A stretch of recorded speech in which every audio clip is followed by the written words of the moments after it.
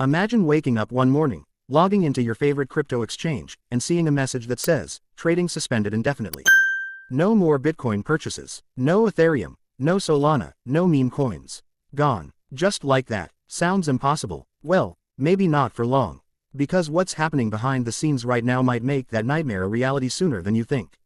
Welcome back to Stock Predictor, your go-to channel for the latest financial insights, market analysis, and economic warnings the mainstream media won't tell you. And today's video is a serious one. Because the possibility that you'll never be able to buy crypto again isn't just fear-mongering, it's a growing reality we need to talk about. Let's start from the top. Governments around the world have always had a complicated relationship with crypto. They love the innovation, but they hate the lack of control. Crypto was built to be decentralized, free from the power of banks and governments. But for regulators, that's a nightmare. They can't track transactions, they can't tax every wallet, and they can't freeze accounts like they can with traditional banking systems. That's exactly why we're starting to see a massive global push to control, or outright eliminate, the freedom crypto offers. Now, if you think this is just conspiracy talk, think again. Let's look at what's happening. In the United States, the SEC and the Treasury have been tightening their grip. They've been suing crypto exchanges, banning certain tokens, and classifying more and more cryptocurrencies as securities. Why? Because once they label something as a security, it instantly falls under heavy government regulation. And that means only licensed brokers can trade it. Goodbye decentralized freedom. Hello Wall Street control. We saw this play out when the SEC went after Ripple. They claimed XRP was a security, and for years, the case dragged on. Billions were lost. Investor confidence dropped. The goal wasn't just to win the case, it was to send a message to the entire crypto industry: we can come for you next. And that message was loud and clear. But the crackdown isn't just in the US. In Europe, the new MiCA regulations are setting the stage for tighter controls. They say it's for consumer protection, but what it really means is surveillance. Every crypto transaction will be traceable, every wallet will need to be verified, and anonymity, the very foundation of crypto, will vanish. Meanwhile, in countries like China, they've already done it.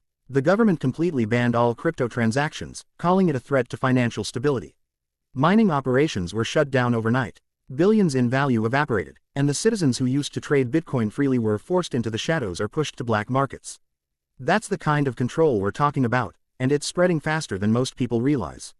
So what's next? You guessed it. Central bank digital currencies, or CBDCs.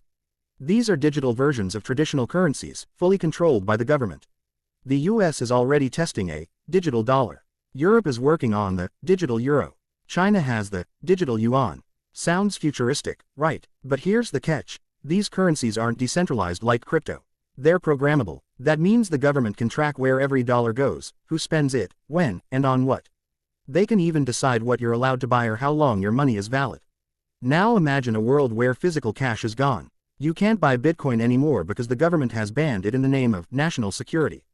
And your only option is a digital wallet tied directly to your identity. Every move you make, every transaction you perform, monitored and controlled. That's not freedom, that's financial surveillance. And you might be wondering, why would they do this? Simple. Control equals power. When people use crypto, they operate outside the traditional system. No central bank, no middlemen, no government interference, and that terrifies those in power. Because for decades, financial control has been their ultimate weapon. Through banks, taxes, and inflation, they've been able to dictate how money flows. Crypto breaks that system, and they're not going to just sit back and let it happen. But here's the thing, we're already seeing the first steps toward this crypto lockout. Exchanges are being delisted, wallets are being geo-blocked, banks are refusing to process crypto-related transactions. Even major platforms like PayPal and Venmo are quietly introducing restrictions. Step by step, they're building a system where the average person will simply be unable to buy or hold crypto without government approval.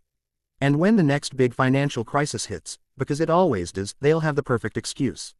They'll say crypto caused instability, that it's used for illegal activity, that it needs to be temporarily suspended.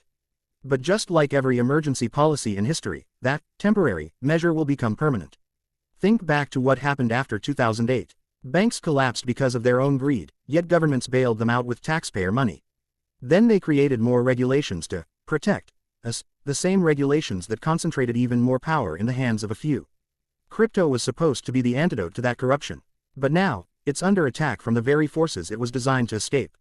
And let's not forget about taxation. Governments are tightening reporting requirements. In the US, if you move more than $10,000 in crypto, it must be reported to the IRS. Exchanges have to share user data. Wallets may soon require KYC, know your customer, verification. That means your so-called private wallet won't stay private for long. So where does this lead? To a future where crypto becomes something only the elite can own. The rich and powerful will still have access, they'll always find loopholes. But for the average person, buying Bitcoin might become as illegal as trading gold was in 1933. Yes, that really happened. The US government literally banned citizens from owning gold because they wanted full control of the monetary system.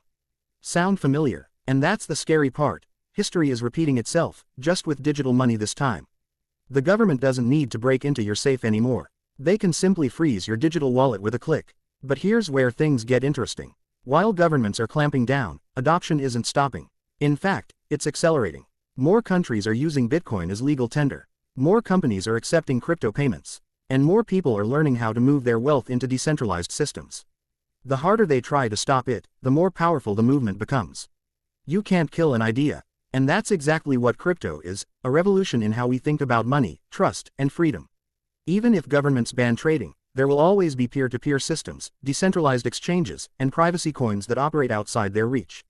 They can slow it down, but they can't erase it. Still, make no mistake, we're heading into a major battle between financial freedom and control.